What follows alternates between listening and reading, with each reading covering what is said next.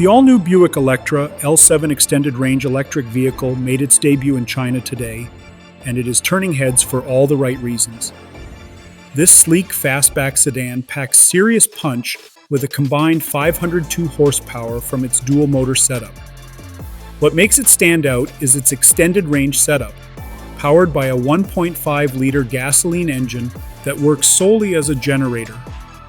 That means you get the smooth, quiet performance of electric driving with the added security of longer range. Built on the Xiao Yao Super Architecture, the Electra L7 is big, bold, and ready to compete in the premium electric vehicle space.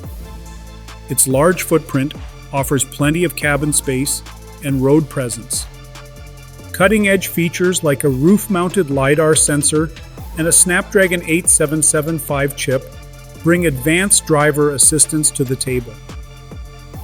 With production taking place at SAIC General Motors Wuhan facility, this model is clearly aimed at the Chinese market, with pricing expected to start around 250,000 yuan.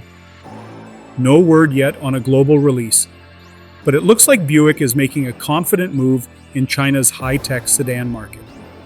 Do not forget to like, subscribe, and hit the notification bell so you never miss future updates from us.